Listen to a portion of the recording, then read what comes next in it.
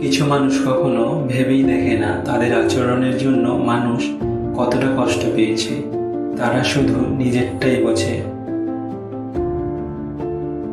কোনো ব্যক্তির সরল মনোভাব কখনোই তার দুর্বলতা নয়, এটি একটি সুন্দর স্বভাব যা একটি উন্নত মনের পরিচয় বহন করে।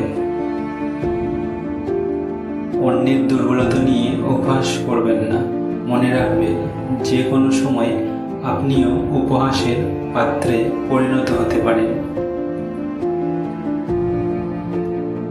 প্রতিটা মানুষ তার নিজের কাছে নির্ভুল, আর এই জন্যই মানুষ ভুল করে। কারণ ভুলকে নির্ভুল ভেবেই মানুষ সবচেয়ে বড় ভুল করে থাকে। আমরা অর্ধেক দুঃখ পাই ভুল লোককে বিশ্বাস করে, বাকি অর্ধেক দুঃখ পাই সঠিক লোককে ভুল বুঝে। সাফল্য তখনই আসে যখন তুমি তোমার নিজের ক্ষমতায় পুরোটা কোনো কাজে মিলিয়ে দেবে।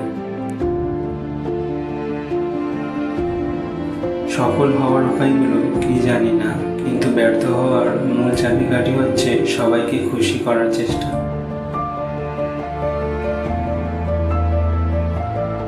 ব্যর্থতার হাত থেকে বেঁচে থেকে সাফল্যের প্রাসাদ গড়ো।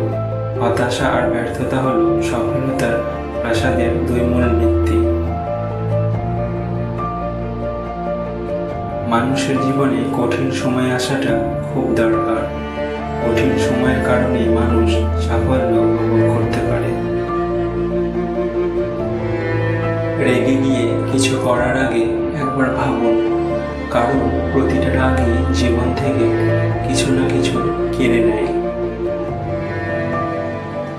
ব্যস্ত হয়ে যাও, দেখবে মন খারাপ লাগার সময় পাবে না।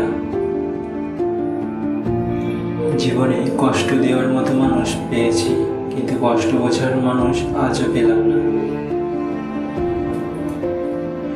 যদি সুখ চাও, রাত জেগো না। যদি শান্তি চাও, দিনে ঘুমিও না। যদি সম্মান চাও, ফালতু কথা বলো না। যদি ভালোবাসা চাও, পরিবারকে কখনো ছেড়ো না।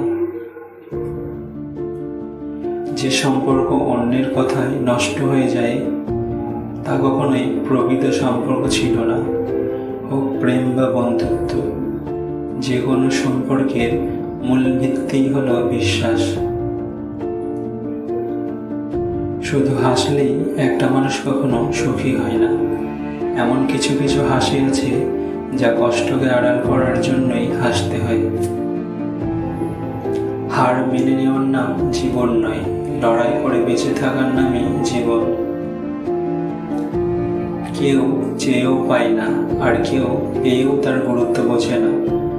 জলে না নামলে যেমন সাঁতার শেখা যায় না, ঠিক তেমনি জীবনে খারাপ সময় না এলে মানুষ চেনা যায় না।